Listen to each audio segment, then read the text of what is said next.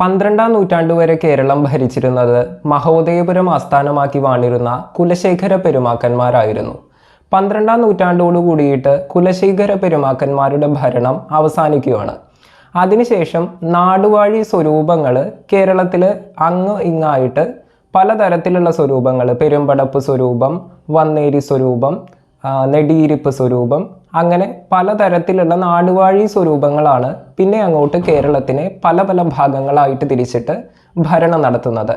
കുലശേഖര പെരുമാക്കന്മാരുടെ കാലത്തുണ്ടായിരുന്ന നാടുകൾ ചിലത് പിന്നീട് പ്രോമിനൻസിലേക്കും വരുന്നതായിട്ട് നമുക്ക് കാണാം. അങ്ങനെ നാടുവാഴി സ്വരൂപങ്ങൾ വരുന്നു, പല നാടുകൾ രാജാക്കന്മാരുടെ കീഴിലാകുന്നു. ഈ സമയത്ത് തെറ്റുകൾ ചെയ്തിരുന്ന കുറ്റാരോപിതരായിട്ടുള്ള ആൾക്കാർ കുറ്റം ചെയ്തിട്ടുണ്ടോ എന്ന് തെളിയിക്കാൻ വേണ്ടിയിട്ട് നടപ്പിലാക്കിയിരുന്ന ഒരു സമ്പ്രദായമായിരുന്നു സത്യപരീക്ഷകൾ. ഈ സത്യപരീക്ഷകളെ പറ്റി പറയുമ്പോൾ ഇത് വളരെ പ്രാകൃതമായിട്ടുള്ള ഒരു രീതിയായിരുന്നു. കാരണം ഇത് ജാതി സമ്പ്രദായത്തിൽ അധിഷ്ഠിതമായിരുന്നു. അവനവൻ്റെ ജാതിക്ക് അനുസരിച്ചിട്ടാണ് അവൻ ചെയ്ത തെറ്റ് കണ്ടുപിടിക്കാനുള്ള സത്യപരീക്ഷ ഏതാണെന്ന് തീരുമാനിച്ചിരുന്നത്. ഇതിൽ നിന്ന് ആ സമയത്തുള്ള നമ്മുടെ കേരളത്തിൻ്റെ ഒരു സാമൂഹിക അവസ്ഥ നമുക്ക് ഊഹിച്ചെടുക്കുവാനായിട്ട് സാധിക്കും. ഇതിൽ പല ഇൻട്രസ്റ്റിംഗ് ആയിട്ടുള്ള കാര്യങ്ങളും നമുക്ക് കാണുവാനായിട്ട് സാധിക്കും. ബ്രാഹ്മണന്മാർ എത്ര കൊടിയ പാപം ചെയ്തു കഴിഞ്ഞാലും അവർക്ക് പരമാവധി ശിക്ഷ എന്ന് പറയുന്നത് ജാതി ഭ്രഷ്ടായിരുന്നു, എക്സ്കമ്മ്യൂണിക്കേഷൻ.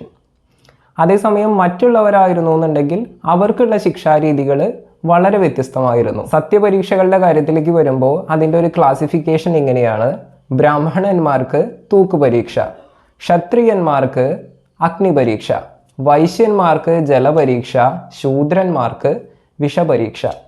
ഇങ്ങനെയായിരുന്നു അതിൻ്റെ ക്ലാസിഫിക്കേഷൻ. ഇതിൽ നിന്ന് തന്നെ നമുക്ക് മനസ്സിലാക്കാം ഏറ്റവും റിസ്ക് കുറഞ്ഞ സാധനം ആ സമയത്തുണ്ടായിരുന്ന ഏറ്റവും എലീറ്റ് ക്ലാസ്സിന്, എന്നാൽ ഏറ്റവും റിസ്ക് ഉള്ളത് ഏറ്റവും താഴ്ന്ന ജാതിയിലുള്ളവർക്ക്. അപ്പോൾ എത്രമാത്രം ആ ഒരു 12ാം നൂറ്റാണ്ട് മുതൽ 18ാം നൂറ്റാണ്ട് വരെയുള്ള സമയത്ത് നമ്മുടെ കേരളത്തിൽ ഈ ജാതികൾ തമ്മിലുള്ള ആ ഒരു അസന്തുലിതാവസ്ഥ ഉണ്ടായിരുന്നു എന്നുള്ളത് നമുക്ക് ഈ നീതിന്യായ സംവിധാനത്തിൽ നിന്ന് തന്നെ വളരെ സ്പഷ്ടമായിട്ട് മനസ്സിലാക്കുവാൻ സാധിക്കും. തിരുവളയനാട്, ചെങ്ങന്നൂർ, ഏറ്റുമാനൂർ, അതുപോലെ ശുചീന്ദ്രം തുടങ്ങിയ ക്ഷേത്രങ്ങളിലെല്ലാം അക്കാലത്ത് സത്യപരീക്ഷകൾ നടന്നിരുന്നു. അഗ്നിപരീക്ഷയുടെ കാര്യത്തിലേക്ക് എത്തുമ്പോൾ കുറ്റാരോപിതനായിട്ടുള്ള ആളുടെ അടുത്ത് തിളച്ച എണ്ണയിൽ കൈമുക്കിയിട്ട് അതിനകത്തിട്ടിരിക്കുന്ന നാണയം പുറത്തെടുക്കാനായിട്ട് പറയും. സ്വാഭാവികമായിട്ടും ഈ തിളച്ച എണ്ണയിൽ കൈമുക്കിയാൽ കൈ പൊള്ളുന്നുള്ളത് ഏതാൾക്കും അറിയാലോ. കൈ പൊള്ളും, അത് ഉറപ്പാണ്. ആരുടെയും കൈ പൊള്ളാണ്ടിരിക്കില്ല. അപ്പം അത് തന്നെയാണ് അവർക്ക് വേണ്ടതും. അങ്ങനെ കൈ മുക്കിയതിന് ശേഷം നാണയം എടുത്ത് ഇത്ര ദിവസത്തിനകം ആ കൈയുടെ എങ്ങനെയാണോ ആ കൈ അപ്പം കാണുന്നത് അതിൻ്റെ ആ ഒരു സ്റ്റാറ്റസ് നോക്കിയിട്ടാണ് ഈ വ്യക്തി കുറ്റം ചെയ്തിട്ടുണ്ടോ ഇല്ലയോ എന്ന് നിശ്ചയിച്ചിരുന്നത്. ഇനി വിഷപരീക്ഷയുടെ കാര്യത്തിലെത്തുമ്പോൾ കാര്യങ്ങൾ വളരെ എക്സ്ട്രീമായിട്ട് മാറുകയാണ്. ഒരു വ്യക്തി കുറ്റം ഏൽക്കുന്നില്ല, അയാളെ വിഷപരീക്ഷയ്ക്ക് വിധേയനാക്കാനായിട്ട് ഉത്തരവിടുകയാണ്. എന്നിട്ട് വിഷപരീക്ഷ എങ്ങനെയാണെന്ന് വെച്ചാൽ അതിലാണ് നമ്മൾ ഇതിൻ്റെ ഏറ്റവും പ്രശ്നം മനസ്സിലാക്കേണ്ടത്. ആ ഒരു വ്യക്തി ദിവ്യമെന്ന് വിശ്വസിക്കുന്നതും അതുപോലെ നല്ല വിഷമുള്ളതുമായിട്ടുള്ള ഒരു പാമ്പിനെ ഒരു പട്ടിൻ്റെ തുണിയിൽ പൊതിഞ്ഞിട്ട് ഈ വ്യക്തിയുടെ കയ്യിലേക്ക് കൊടുക്കും. എന്നിട്ട് ഈ ആൾ ഈ പട്ടിനകത്തേക്ക് കൈയിട്ടിട്ട് പാമ്പിനെ പിടിച്ചു ഉയർത്തണം. പാമ്പിനെ ഉയർത്തുമ്പോൾ പാമ്പ് ഈ വ്യക്തിനെ കടിച്ചു കഴിഞ്ഞാൽ ആൾ കുറ്റം ചെയ്തു, പാമ്പ് കടിച്ചില്ലെങ്കിൽ ഈ ആൾ കുറ്റം ചെയ്തിട്ടില്ല.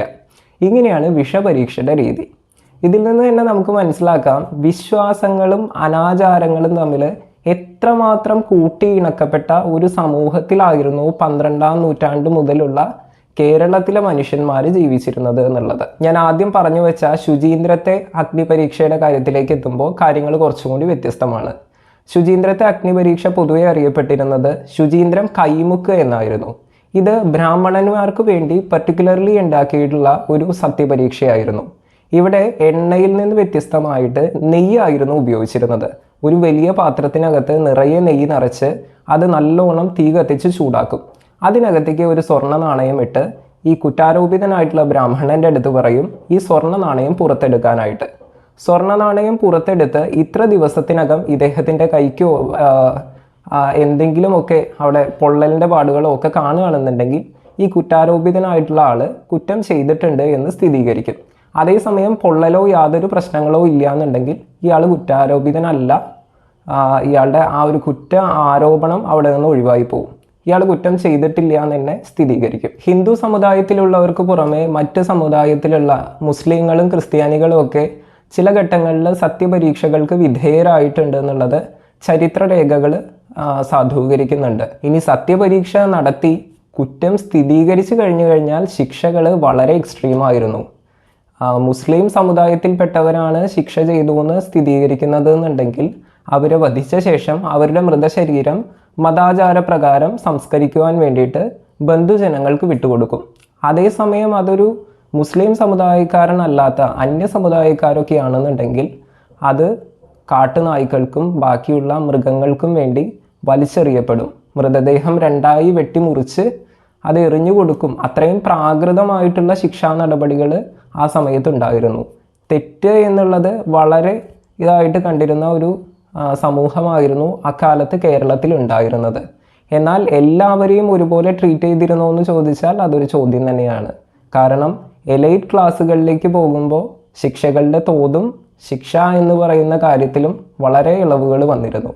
അതാണ് ഈ ശുചീന്ദ്രത്തെ കാര്യത്തിൽ. ഇപ്പോൾ ശുചീന്ദ്രത്തെ ബ്രാഹ്മണന്മാരുടെ ആ ഒരു ശുചീന്ദ്രം കൈമുക്കിലേക്ക് വരുമ്പോൾ അത് പ്രധാനമായിട്ടും ഈ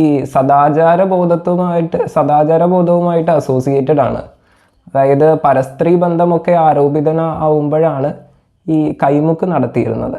മധ്യകാല കേരളത്തിലെ കുറ്റം തെളിയിക്കുവാൻ വേണ്ടി നിലനിന്നിരുന്ന സത്യപരീക്ഷകൾ എന്ന സമ്പ്രദായത്തെ പറ്റി നിങ്ങൾക്ക് വ്യക്തമായൊരു ധാരണ ഇതോടുകൂടി കിട്ടിയിട്ടുണ്ടായിരിക്കും. നമ്മൾ ചരിത്രത്തിലേക്ക് തിരിഞ്ഞു നോക്കുമ്പോൾ എപ്പോഴും ഏറ്റവും മുകൾ തട്ടിലുള്ളവന് ഏറ്റവും ഇളവുകളും, അതേസമയം താഴെ തട്ടിലേക്ക് എത്തുമ്പോൾ അവന് ഒരുപാട് പ്രശ്നങ്ങളും അനുഭവിക്കേണ്ടതായിട്ട് ആ കാലത്ത് വന്നിട്ടുണ്ട്. അപ്പോൾ ജാതി സമ്പ്രദായത്തിൽ അധിഷ്ഠിതമായിട്ടുള്ള ഒരു സാധനമായതുകൊണ്ട് തന്നെ ഇതിന് അത്ര കണ്ട് നിലനിൽപ്പുണ്ടായിരുന്നില്ല. പിൽക്കാലത്ത് ഇത് നിരോധിക്കപ്പെടുക ഉണ്ടായിട്ടുണ്ട്. അപ്പോൾ ഈ അറിവ് നിങ്ങൾക്ക് ഉപകാരപ്പെട്ടു എന്ന് വിചാരിക്കുന്നു. മറ്റൊരു അറിവുമായിട്ട് നമുക്ക് വീണ്ടും കണ്ടുമുട്ടാം. ബൈ.